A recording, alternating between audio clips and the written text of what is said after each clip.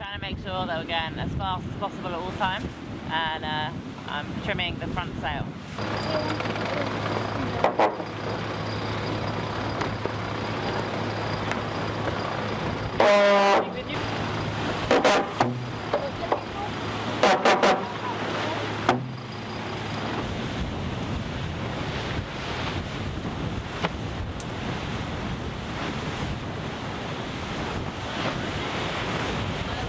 Okay, so sailors are always talking about trimming, and they talk about trimming the sails, and that doesn't mean like cutting the bottom off the sails.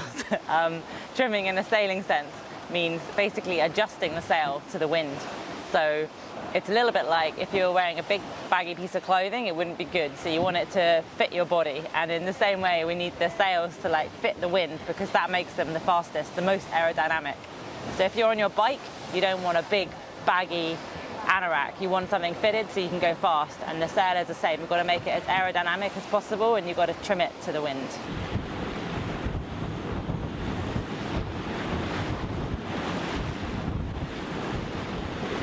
So here we have our displays which show everything we need to know about how we're doing and our performance. On the top here, very important one, we have boat speed. So that's like the speed of your car. This is measured in knots, and tells us how fast we're going, and obviously the higher the number, the better.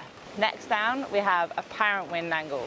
So basically this is the angle that the wind is coming from that you see when you're moving forwards at the speed above. So that's important because it shows us how we're seeing the wind on the boat, and that tells us how to trim our sails.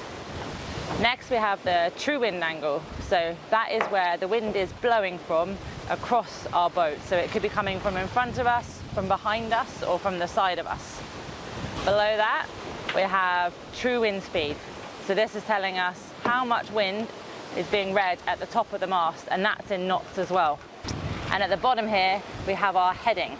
So this is like on your TomTom or your GPS in your car. This is telling us where we're heading at. At the moment we're going 170 degrees, which basically means we're going south. Here on board Team SCA, because we have 11 of us, we get to have 5 of us on deck, which means that we can trim our sails all the time, and hopefully by perfectly trimming our sails we're going to catch those guys again. It's generally been a really light trip so far. Next couple of days we're heading into the doldrums, which means there's going to be a lot of light air and a lot of just trying to keep the boat moving to get through that. And then we're looking for 10 days of fast sailing to get us into Cape Town. We're hoping to see over the doldrum period. Wind. I really hope that we get through that area. I mean, it's renowned for being an area of no wind, and you just get stuck there for potentially for days. So the route that we've chosen is a route that will hopefully give us the wind that we need to push through and yeah, keep the boat moving.